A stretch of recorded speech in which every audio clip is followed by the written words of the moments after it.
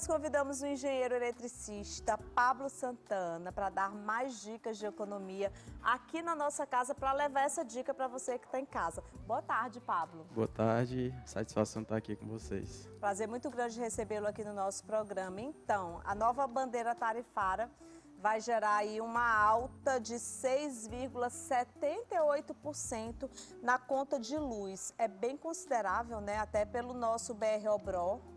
Então, vamos explicar aí para o pessoal de casa, antes de mais nada, por que nós estamos enfrentando essa crise. Como você colocou, essa bandeira tarifária, ela vem é um mecanismo de equilibrar os custos de geração de energia. Então, a gente está enfrentando aí uma escassez hídrica. Nos últimos 91 anos, a gente nunca observou essa escassez e tínhamos já a bandeira vermelha. Estávamos trabalhando já no último patamar dela.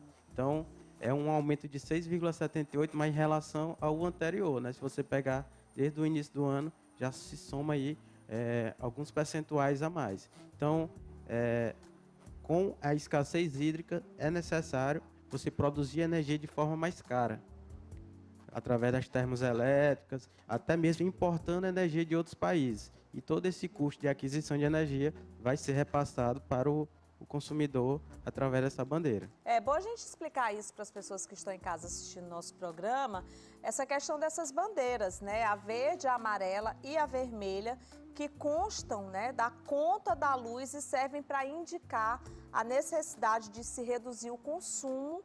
Caso contrário, o cliente vai pagar mais. Isso, essa bandeira é justamente isso. Ela tem essas cores, verde, amarelo e vermelho, justamente verde, está tudo tranquilo. Os níveis de reservatório vão conseguir garantir uma produção de energia. O amarelo, opa, já atenção. E as vermelhas, a gente já está naquele nível crítico dos reservatórios e com isso vai ser repassado um valor maior para o consumidor. E isso já consta na conta, isso, né? Isso conta na conta. No final da conta vai ter lá bandeira vermelha, adicional de bandeira vermelha, amarela. E a patamar 2 da vermelha não estava cobrindo esses custos. Já tinha aí em torno de 5,1 bilhões de furo, né, no orçamento dessa produção de energia. E foi criada essa escassez hídrica para justamente equilibrar esses custos. Por isso que é bom a gente sempre estar atento aí a essa questão da nossa conta de luz. Ficar observando exatamente essas bandeiras. Exatamente. Que aí você vai ter uma noção de que você realmente precisa. Epa! Né? Aqui, ó, bora desligar o A partir da bandeira amarela você já começa a ir para o sinal de alerta, né? Nós estamos correndo o risco de entrar em racionamento? O governo nega esse risco, né? Mas a gente já vem observando que pode sim acontecer futuramente, né? Se o nível dos reservatórios não subirem, né? Essa produção de energia com as termoelétricas não conseguir atender, pode sim. O governo até incentiva já quem puder economizar, economiza. Não é aquele obrigatório, mas ele já dá esse incentivo. Esse sentido. Pablo, levanta aqui comigo. Vamos aproveitar aqui a nossa casa para a gente mostrar aqui para os nossos telespectadores. Por exemplo, aqui a gente tem a nossa sala. Geralmente na sala a gente sempre tem uma tomada para colocar ou um abajur, ou um carregador de celular. Ali no nosso quarto, por exemplo, a gente tem uma questão da tomada, né? Aí a gente vai aproveitar. Eu acho que eu tô com um carregador ali, Renan. O carregador tá ali na tomada. Bora lá, vamos primeiro ali. Vamos lá aqui. Eu gosto de caminhar na nossa casa. E aí a gente já aproveita essas dicas pro pessoal que tá em casa. Vamos lá. Bom, Pablo, a gente aqui eu já tenho o meu carregador, né? Aí vamos supor, a gente tem essa mania de deixar o carregador na tomada. No caso aí você já está de parabéns, né? Porque não está carregando, está fora da tomada. Isso é a grande indicação.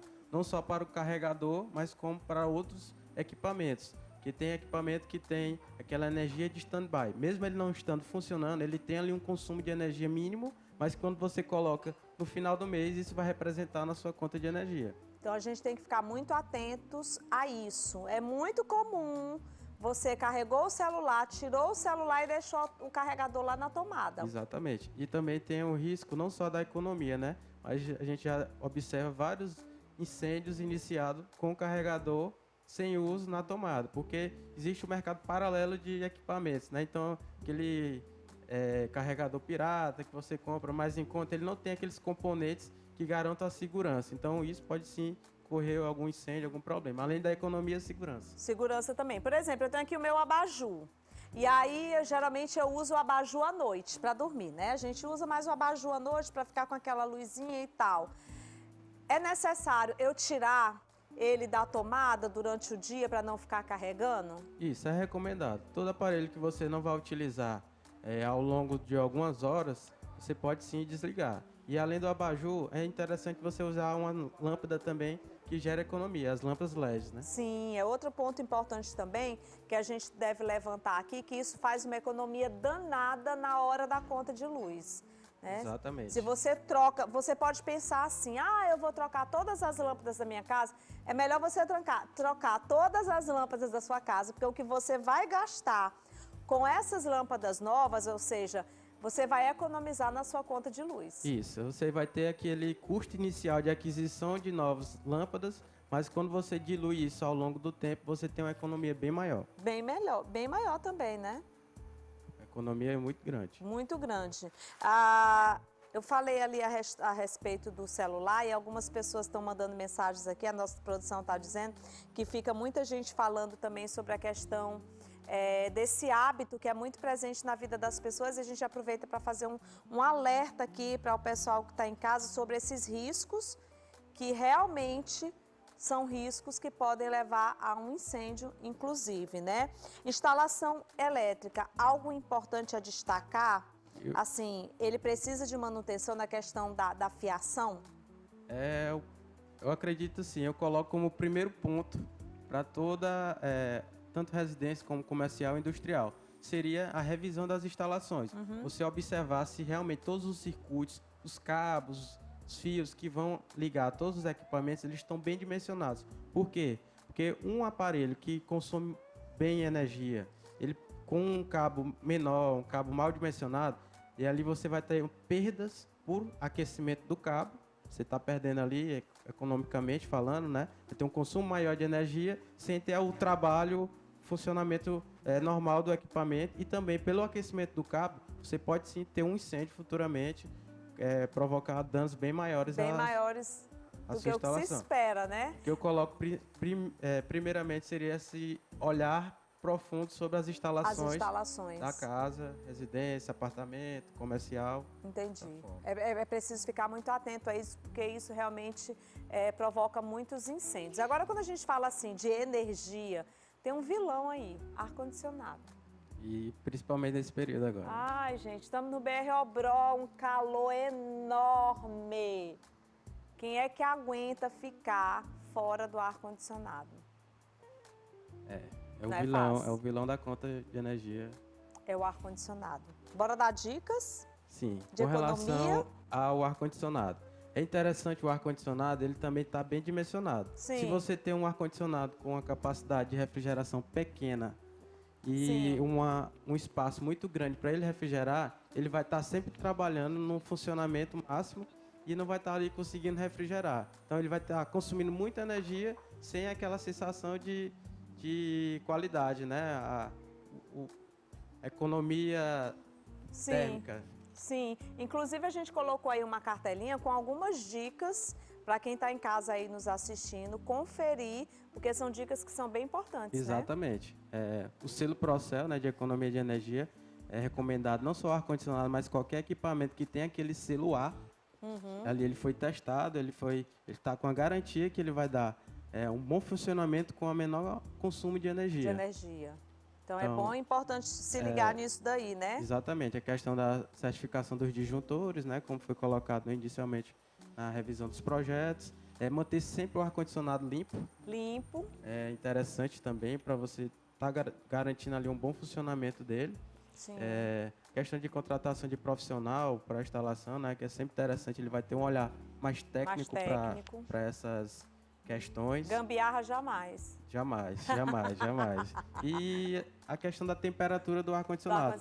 Muita gente se engana que entrou e colocar na temperatura mínima, ali nos seus 17, é interessante. Mas daqui que o ar-condicionado ele consiga chegar naquele 17, ele vai estar trabalhando bem mais. Então Engraçado, lá em casa eu boto 22. é interessante fazer isso. Tô fazendo certo, é? Gente, Parabéns. eu não sabia. É interessante você botar nessa temperatura mais amena, que ele vai estar trabalhando de forma Mais silencioso, assim, vai indo... mais econômica, vamos dizer assim, né? E você vai ter uma temperatura amena ao longo da sua noite de sono, Gente, eu não né, de sabia. trabalho. Na verdade, o Arthur lá em casa faz isso. Eu sempre ia pro 18. Então ele tá certo, não sou eu que tô certo, não.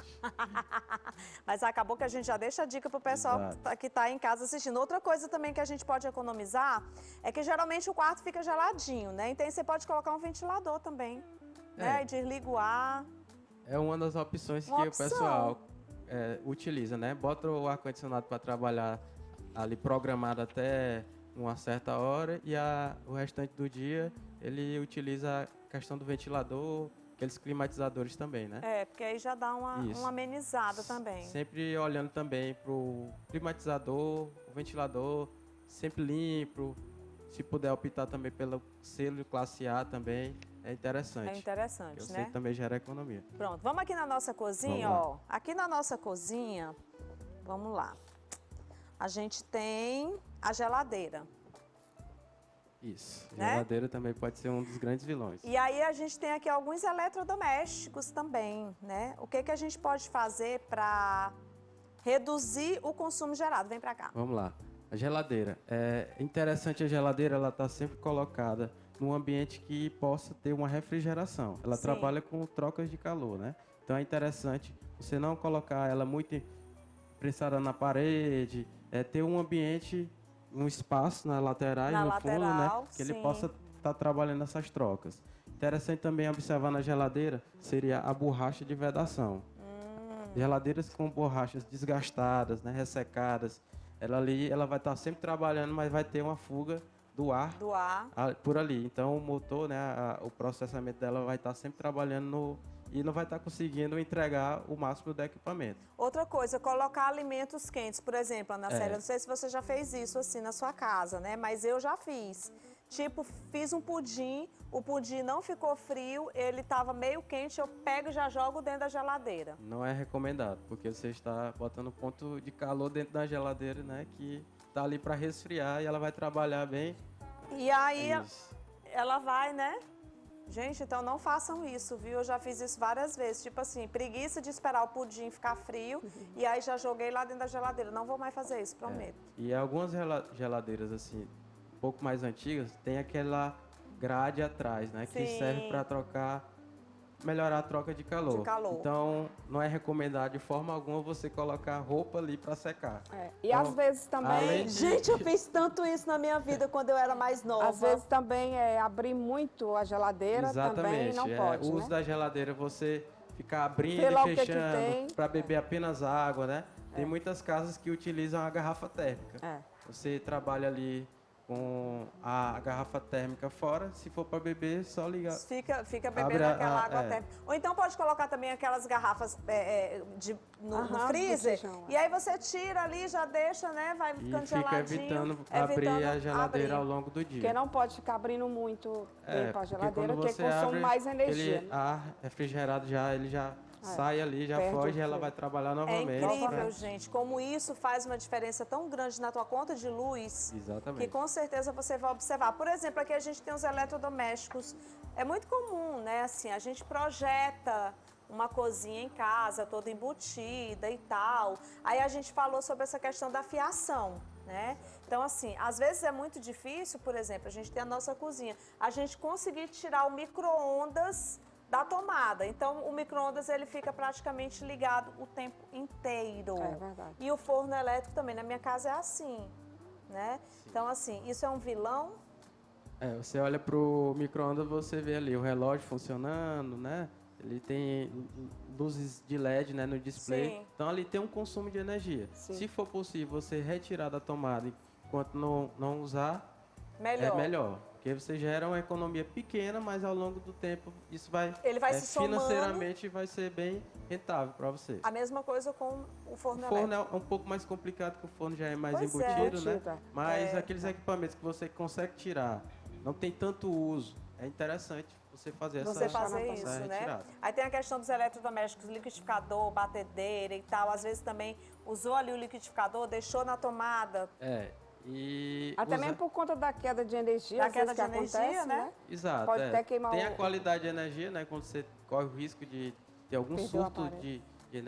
na energia, esse equipamento queimar, e a questão do próprio funcionamento, né? Você utilizar mesmo quando necessário e sempre olhar para o selo. Se puder utilizar o selo A de classificação, é interessante. Deixa eu te perguntar uma coisa, Pablo, que inclusive é dúvida de muitos telespectadores que estão mandando mensagens aqui pra gente, viu?